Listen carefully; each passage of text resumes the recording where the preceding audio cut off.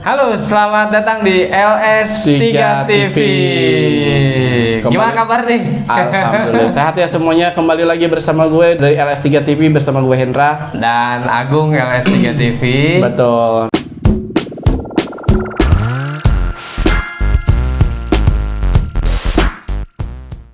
Nah, ini kita kembali lagi ke apa nih Bang Agung? Ini kita mau cabol Candaan bola apa itu? Karena kita udah menyaksikan beberapa pertandingan untuk Piala Dunia mendengarkan kemarin. Ya. Betul. Ya. Jadi mulai kita diskusinya dengan candaan-candaan sepak bolanya khas dari LS3 TV ya. Betul. Tapi tentu sebelum itu nih, saya ucapkan banyak terima kasih kepada teman-teman yang sudah like, subscribe untuk video-video yang sudah tayang sebelum-sebelumnya. Betul. Dan juga tentu gimana dan Pak juga Hendra? untuk meng-share videonya ya. Terima kasih juga mungkin sudah share ke teman-teman yang lainnya. Betul. Dan saksikan terus untuk program-program di LS3 TV-nya. Salah satunya cabol ya. Iya betul. Bukan cabul ya Bang, bukan ya? Cabol mana nih mana? Mana nih? Tapi tentu ya sebelum kita lanjut, mari untuk teman-teman semua silahkan di like, terus kemudian di subscribe dan komen-komen silahkan, dan kemudian juga kalau misalkan mungkin bermanfaat silahkan di share ke teman-temannya. Terima kasih atas komen-komen yang kemarin sempat disampaikan di video kita cabol yang pertama ya, edisi yang pertama. Baik. Kali ini mudah-mudahan kita sesuai nih. Betul. Dengan tapi tentu untuk pendapat kita tidak sesuai dengan pendapat kalian juga kali ya. Betul, karena kita kan ini negara-negara yang bebas berekspresi ya. Jadi semua orang bisa mengungkapkan pendapatnya masing-masing ya teman-teman. Jadi apapun yang kita sampaikan ya belum tentu memang sesuai dengan apa yang kalian pikirkan ya. Tentu. Jadi kita menyampaikan pendapat kita ya. Pendapat kita dan apa yang kita rasakan dan apa yang kita dengarkan tentunya. Baik. Kita langsung masuk nih. Langsung masuk nih. Yang pertama apa nih Mas Agung nih? Ini kan kemarin seru banget untuk pertandingannya ya. Jadi beberapa yang kita review ya, review yang kita highlight ya sebelumnya. Ini kan sudah berjalan, ada 8 pertandingan ya. 8 pertandingan yang pertama, nah ini Belanda sama Amerika, Belanda sama Amerika ya. Iya dong. Betul. Gimana tuh? Ya Belanda sama Amerika, kalau yang lolos Belanda ya. Ya. Belanda ya, betul ya. Memang kalau dari segi kualitas memang Belanda jauh di atas Amerika ya. Iya. Dan di sini juga kita lihat memang dari dan ini waktu itu pertandingannya yang menggolkan tuh kebanyakan backnya ya. Iya, betul. Backnya tuh rata-rata tuh wingback itu Daley Blind, kemudian siapa tuh? Dumfries dari Inter Milan ya. Iya. Dan dia menjadi salah satu properti juga nih di properti panas juga nih untuk rebutan beberapa klub nih. Iya. Betul. Iya itu memang di antaranya Manchester United tetap mengejar dia juga tuh. MU lagi. Tenang, nggak apa-apa. Yang gaji 500.000 pounds per pekan udah nggak ada nih sekarang. Udah betul. Jadi MU bisa beli pemain lagi nih. Tenang, oke. Jadi cukup lumayan ya. Jadi artinya untuk Belanda ini sih memang kansnya kayaknya bisa melangkah lebih jauh. Lebih jauh betul Bang Agung. Cuma dia akan menghadapi sandungan nanti Argentina ya. Sandungan atau enggak ya? Kita lihat nanti. Ya, kita lihat nanti betul. Dan di sini apa namanya untuk Amerika Serikat ya sejauh ini sudah oke lah memberikan perlawanan yang sangat baik untuk timnas Belanda. Gitu ya? Karena dia juga bisa menghasilkan satu gol kan. Iya. Seperti itu, dan memang ya kalau dari permainan ya so-so aja Amerika gitu, tidak terlalu banyak ancaman yang sangat luar biasa. Bahkan mungkin si kipernya Andre siapa namanya? Yang Belanda ya? Ya Andre Super ya. Andre Pak Cooper gitu namanya, nggak lupa dah. Ya, nanti di search aja ya. Nanti di search aja. Nah, itu kebanyakan ngopi dia di belakangnya. Itu pastinya warkop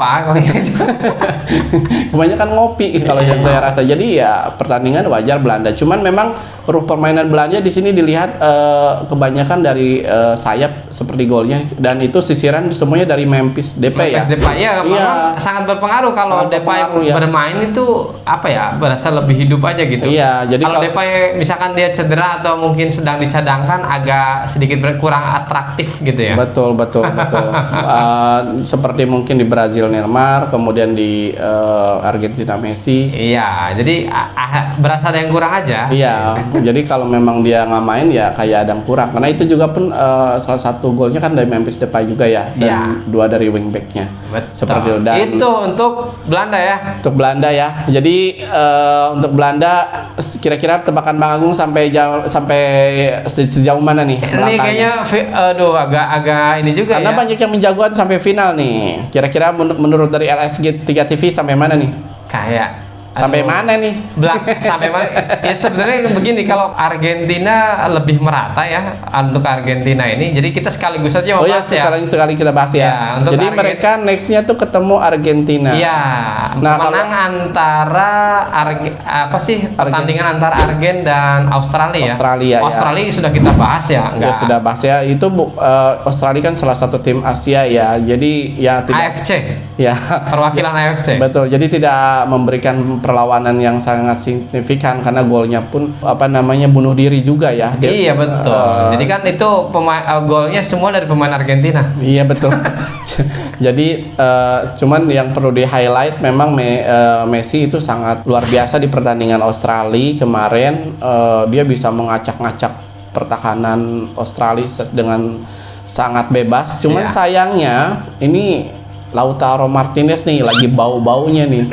Betul Bang Agung, udah berkali-kali disupport bola, dikasih bola oleh Messi itu dan satu pun nggak ada yang gol, miss semuanya gitu. Ya gimana Lautaro ya kalau kayak gitu ya. Iya, jadi kalau kita umpamakan kita udah berusaha keras bawa bola dari tengah sampai ke depan, sampai menghindari beberapa tackle-an orang gitu kan, tiba-tiba ketika udah disampaikan istilahnya udah nih gue kasih ke kaki lu nih, nggak gol juga Bor gitu. Jadi sangat luar biasa nih Lautaro Martinez, mudah-mudahan nanti ya belum nemu aja tuh belum nemu lucknya ya seperti itu. Dan menurut gue kalau nanti di pertandingan Belanda sama Argentina itu seharusnya kalau memang Argentina tidak mengikuti cara mainnya Belanda itu bisa mengatasi Belanda, karena kan Argentina itu sangat Messi sekali ya, dan Messi itu bermainnya itu cenderung ke bola-bola pendek, kemudian bola-bola bawah. Kalau Belanda kan terupas seperti itu. Kalau Messi itu kan senangnya seperti itu. Iya. Yang jago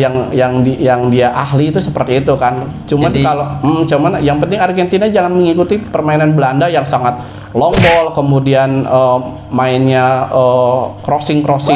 Karena kan dari postur tubuh tuh untuk berbeda ya. Belanda lebih unggul. Tapi belum tentu hasil ya. Belum tentu hasil. Makanya di sini Argentina jangan terbawa dengan permainan Belanda nih. Kalau seandainya mereka mengikuti cara mainnya Belanda, itu pasti mereka akan yang keteteran. Itu ya? Iya betul, mereka akan sangat susah gitu. Tapi kalau misalkan mereka bisa bermain dengan cara mereka, apalagi yang disukain oleh Messi, itu pasti akan menang ya, akan menghasilkan lebih baik. Dan kalau menurut prediksi saya itu Argentina bisa menang 2-1 juga nih untuk lawan Belanda. Karena kenapa Bang Agung? Karena pemainnya sopan-sopan. Kan setiap nyerang misi Leo nyerang.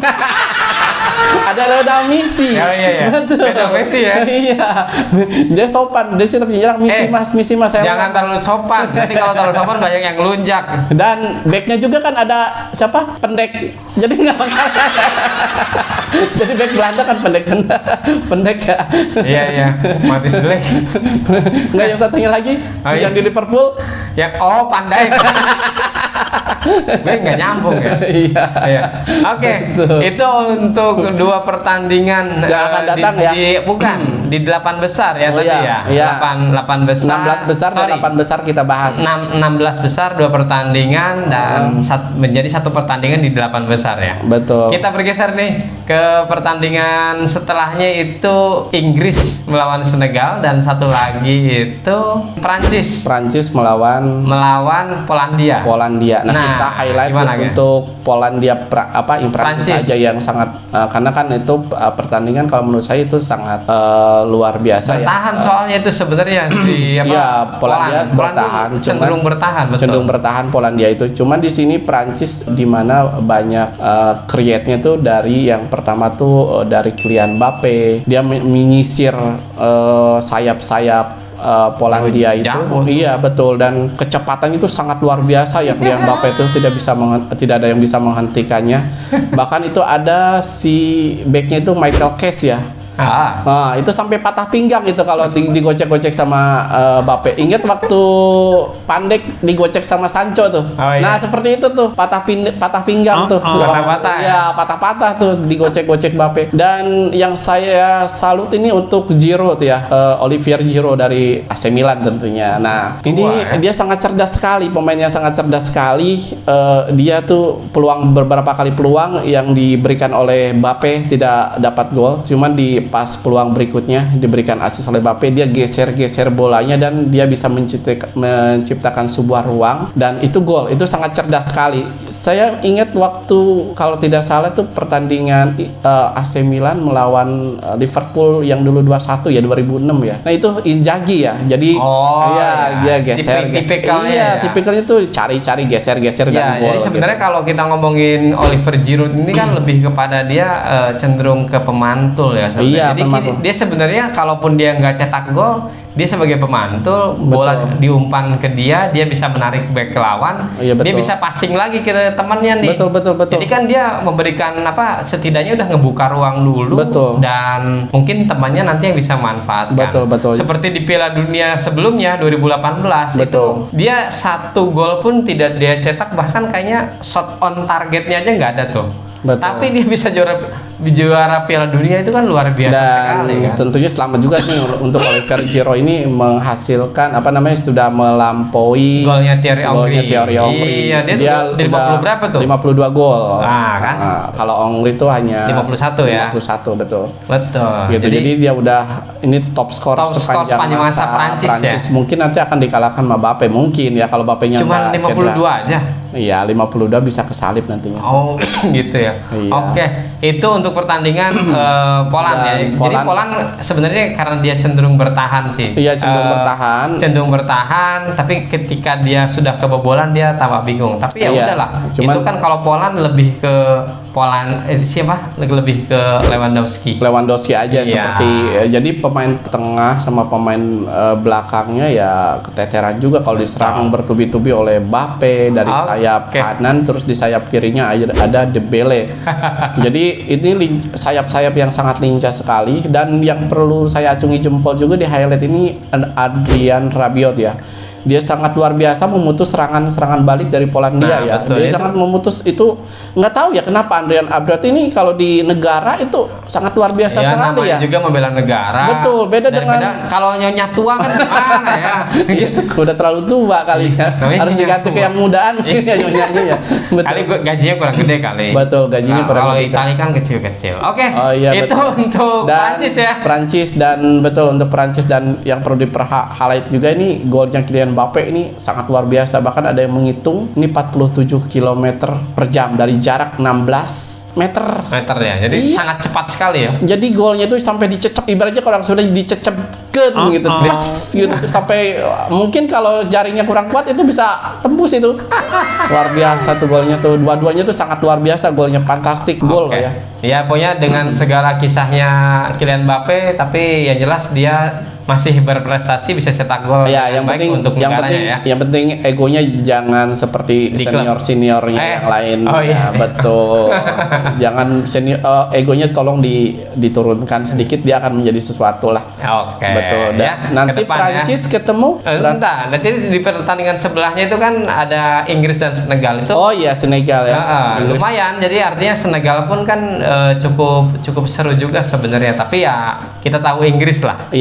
Inggris sejauh ini pemain bintang semua ya. Betul, dan ini memang pemain-pemain ya seperti yang disampaikan di Candaan Bola kemarin, ini pemain yang sangat mahal ya. Paling mahal pemain. Kalau bermain di Liga Inggris mahal lah. Iya, dan semua pemainnya itu memang pemain yang mahal-mahal kalau dibandingkan dengan negara-negara lain, Brazil. Iyalah. Itu kan mereka juga main di Eropa ya, dan di Inggris itu lebih mahal. Kayak Jude Bellingham itu kurang lebih Value-nya lebih tinggi itu ya. harganya 200 jutaan sekarang tuh. Apa sampai 170 sampai 200 jutaan. Oke. Maksimalnya tuh. Dia mengalahkan Kylian Mbappe juga tuh, properti yang sangat panas sekali untuk Jude Bellingham. Kenapa sangat panas sekali dan sangat mahal sekali? Karena namanya dia Bellingham. Mirip dengan Bellingham. Satu kota dia beli. Jadi satu pemain ibaratnya satu kota ya. Luar biasa ya semuanya. Ya, tapi terlepas dari itu sih ada kestabilan ya di lini tengah Inggris ini, adanya Jordan Henderson ya. Oh iya. Kemudian ada si Declan Rice, ternyata mereka lebih inilah dengan kan kalau secara posisi 4-3-3 itu ya. Cuman dia kadang-kadang menjadi 3-4-3 tuh kalau Iya, kalau betul. misalkan backnya lagi naik gitu kan. Betul. Cuman ya pokoknya kemarin itu pertandingannya ya berjalan ya sebenarnya nggak mudah juga untuk nggak mudah Senegal juga. ya. Beberapa kali Senegal memberikan ancaman. Iya betul. Hanya saja memang ya kualitas finishingnya paling ya. Enggak, sebenarnya Jordan Victornya lagi peak perform juga, lagi bagus performnya. Beberapa kali ditepis, diblok. Jadi satu pun nggak ada yang berhasil mengalahkan Jordan Pickford gitu. Lagi peak performnya lagi bagus. Lagi bagus ya. Ini si kiper Inggris ini seperti itu. Betul. Dan AA Harry Maguire pun belum ini. Wah, itu yang gawat belum tuh. error nih. Nanti kalau dia udah error Dia masih on track nih. Kalau di ini masih sesuai gitu ya, masih sesuai dengan arahan pelatihnya dan arahan maksudnya dengan sesuai dengan bisa ngikutin pemain-pemain lainnya seperti itu. Oke. Berarti Prancis ketemu Inggris dong. Wah, ini sangat luar Ya, nah biasa. ini yang seru sebenarnya, Prancis ketemu Inggris ini. Betul. Lebih kepada apa Coba ya? yang judi siapa yang menang nih? Kira-kira Inggris Prancis nih yang judi bola nih. Ya. Bang Agung judi nggak? Judi bola nggak, Bang? Ya, nggak boleh. Nggak boleh. Untuk meramaikan nih, ini seimbang nih pemain tengah. Ini tinggal dicari siapa yang melakukan kesalahan aja. Betul. Tapi kalau kita ngomong pemain belakang sih kayaknya agak bermasalah di Maguire nih. Iya, cuma kan sejauh ini masih on track dia, masih bagus ya. Jadi belum ada masalah yang sangat vital banget yang dilakukan oleh Maguire. Bahkan pernah Harry Maguire waktu lawan Amerika ya, dia menggiring bola, ngelewatin beberapa pemain seperti Messi dia. Dan dia melakukan crossing sebelum akhirnya kepotong tuh. Kalau seandainya nyampe ke striker Inggris, maksudnya buat assist gitu. iya, jadi assist itu jadi gol. Dia bayanginnya dari tengah, dia gocek-gocek bola, udah kayak Messi dia.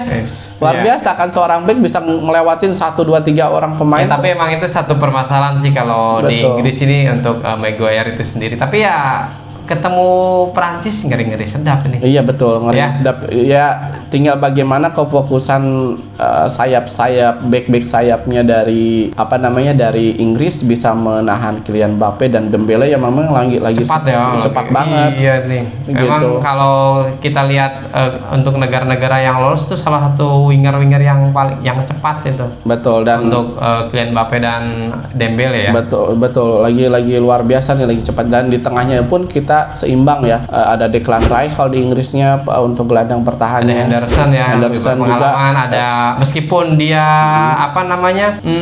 naik turun performanya ya itu yang pertama. Meskipun di Inggris itu kaptennya Harry Kane, tapi kayak semacam kapten kedua lah. Ya, jadi itu emang dia dihormati lah ibarat kata gitu ya. Betul. Jadi lebih tenang aja untuk lini tengahnya sebenarnya. Betul. Ya. Sebenarnya kalau untuk mungkin dia dimainkan sih kayaknya sih kalau lawan Inggris tuh di babak kedua nih sepertinya untuk si Henderson ini. Jangan dirubah udah itu yang kemarin aja. Kayaknya seperti itu sih, karena untuk pertama pasti kadang pemain tengah Perancis muda-muda bro. Jadi muda-muda kan Tchouaméni, kemudian Camavinga kalau dia main betul masih muda-muda dari kalau dari tenaganya masih peak performnya lagi sangat luar biasa. Segitu Kante udah lagi cedera ya. Betul. Kemudian Adrian Rabiot juga seperti yang disampaikan tadi tuh, sangat luar biasa tuh. Lagi peak perform juga tuh Adrian Rabiot tuh luar biasa. Tapi apapun itu Inggris yang lolos. Inggris ya kalau Bang Anggo ya. Inggris. Oke, kalau saya Prancis. Oke. Kita tonton nanti pertandingannya ya. Ya, betul.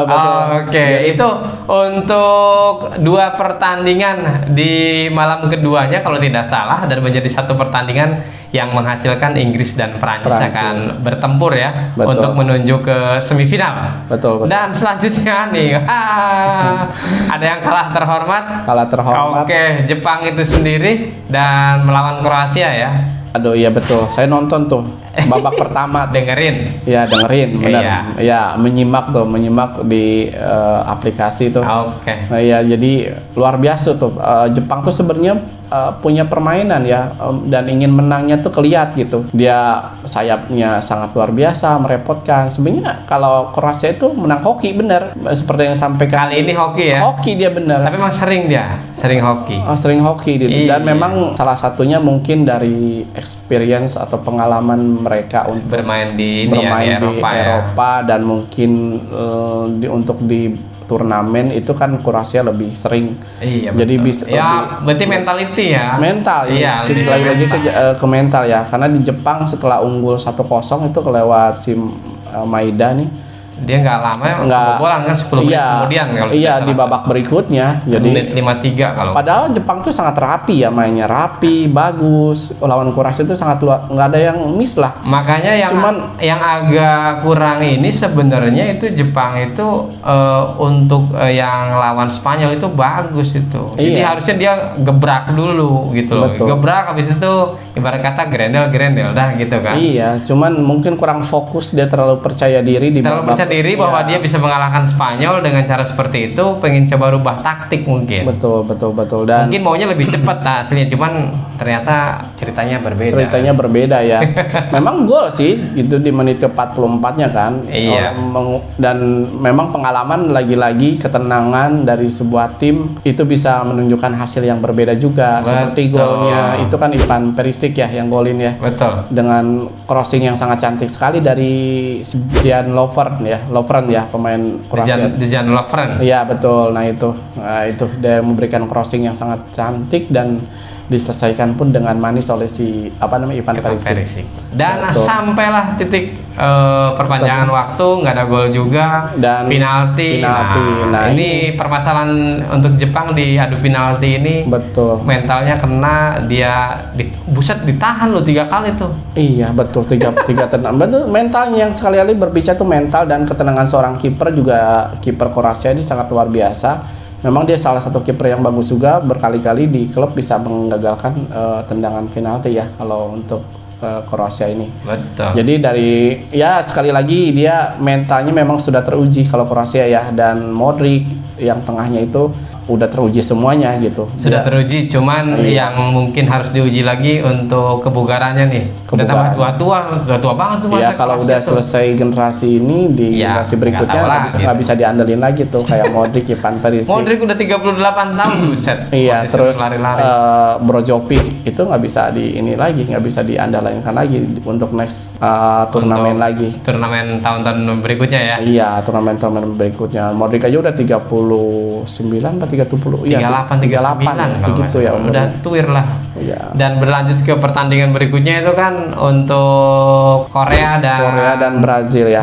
Wah, di sini itu selesai lah. Di sini Brazil berpesta pora ya. Dia menari terus ya. Iya. Iya, dan setiap gol dia menari, setiap gol menari ya. Jadi kalau menurut saya sih pertandingan Korea sama Brazil ini kurang seimbang ya. Pertama mungkin kalau menurut saya nih Korea ini terlalu mengidolakan pemain-pemain Brazil ya. Gitu ya. Mungkin ada segen ya, karena jadi pemainnya sangat mudah sekali ya. Jadi misalkan kayak gol ketiga dari serangan sayap sebelah kanan yang ditempati oleh Rafinha, diumpan ke tengah yang ditempati oleh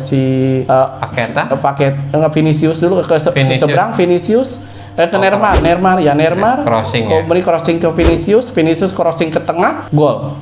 Paqueta. Jadi maksudnya Iya, sangat mudah sangat gitu mudah sekali gitu ya? ditembus Ya enggak, berarti itu kualitasnya aja lah. Ya, pertama kualitasnya memang jauh di atas rata-rata. Makanya kan Korea mungkin di Bukan, justru kalau kualitas Brazil kita nggak usah perdebatkan lah, itu Betul, banyak yang skillful betul, ya. betul. Berarti emang kualitas Korea itu sendiri yang memang ya jauh. segitu aja. Betul. Kebetulan aja. Betul. Kemarin lolos ketemunya tim-tim yang istilahnya tidak terlalu bagaimana lah, sekarang ketemu Brazil ya dibantai. Betul. Gitu. Dan memang dari segi taktik pun ini pelatihnya nekat ya. 4-3-3 Brazil dilawan dengan 4-3 ofensif Korea juga, dan pemain bintangnya sengaja diturunkan semuanya dari Wang Hee-chan. Biasanya kan dia cadangan tuh. Wang Hee-chan, terus yang itu tuh cadangan semua rata-rata tuh biasanya. Dia biasanya main walaupun 4-4-3 tuh 4-4-3 yang nggak menggunakan serangan balik biasanya kan kalau Korea. Jadi counter attack-nya agak Iya, kalau ini semuanya tuh gelandang serangnya semua, dan gap pemain ke pemain satunya tuh jauh jadi mudah ditembus. Ya udah. Jadi emang kualitasnya aja, mungkin mereka ini juga grogi dan sebagainya. Iya. Ya udahlah.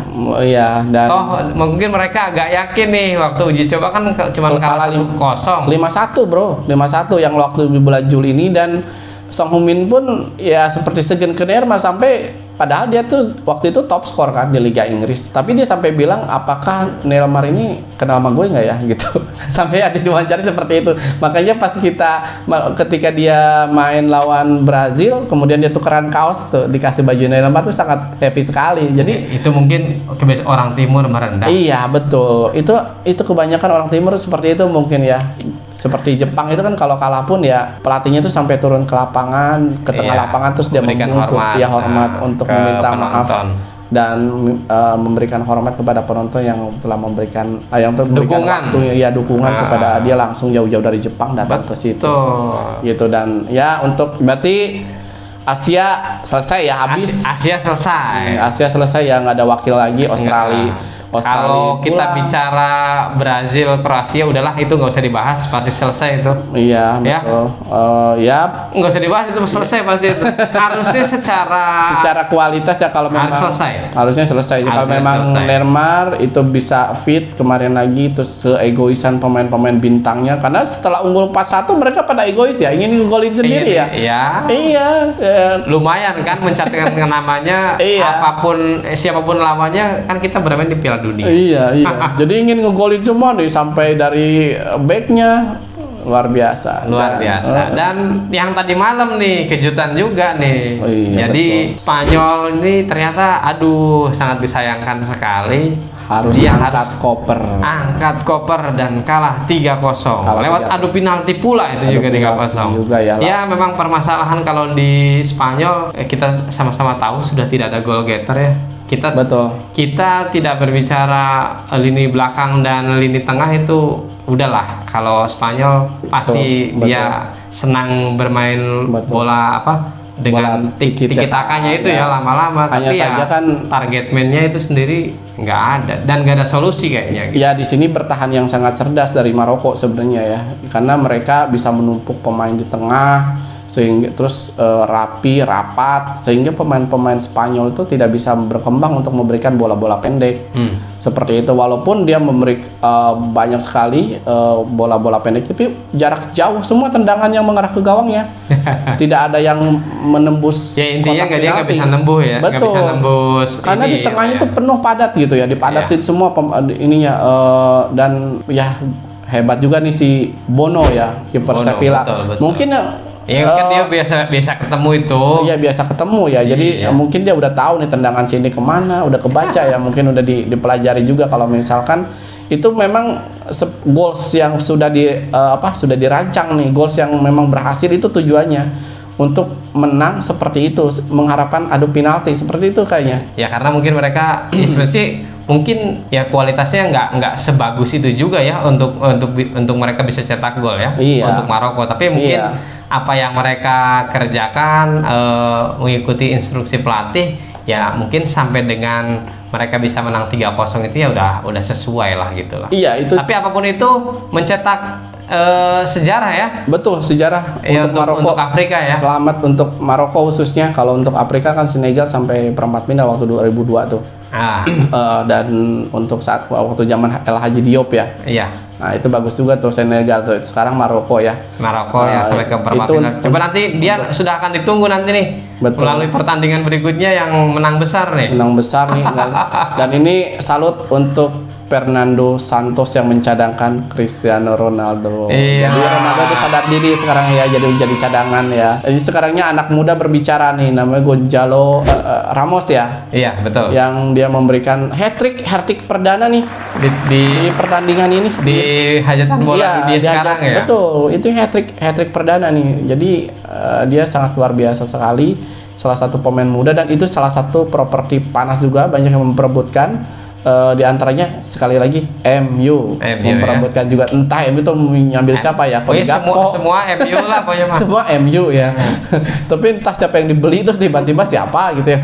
Yang diincar siapa, yang datang siapa gitu. Iya betul. Yang benar suka mereka aja. Iya benar. Suka media aja itu. Yang yang beneran terwujud tuh Anthony ya. Iya Anthony. Walaupun dengan harga yang Anthony itu dibeli dengan harga yang sangat kemahalan sekali gitu. Tapi untuk menang sebesar itu nggak terpikir juga ya, karena kan Swiss itu sebenarnya betul. Ya apa ya? Jelek enggak, bagus banget juga. Ya so-so lah. Enggak, ya, jadi ya sebenarnya biasa aja. Tapi untuk Portugal bisa menang sebesar itu sih kayaknya sangat nggak di luar terpikir expect gitu. Ya, di luar expect ya. Dia bisa menang dan ini memang kelincahan sekali lagi dari pemain-pemain Portugal ya. Sayapnya kan sangat luar biasa. Ada di sebelah kanannya ada siapa pemain Atletico Madrid itu? Kai Havertz, Luka Jovic. Bukan. Kalau Luka Jovic ini siapa namanya?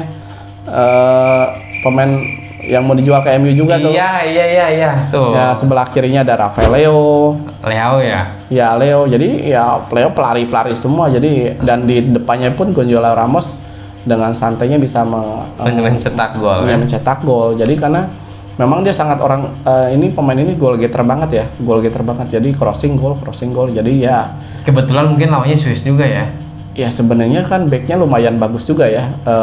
Seperti Akanji itu. Tapi cadangan dia juga sih. Akanji main kemarin semalam. Iya, maksudnya di Manchester City-nya. Iya betul.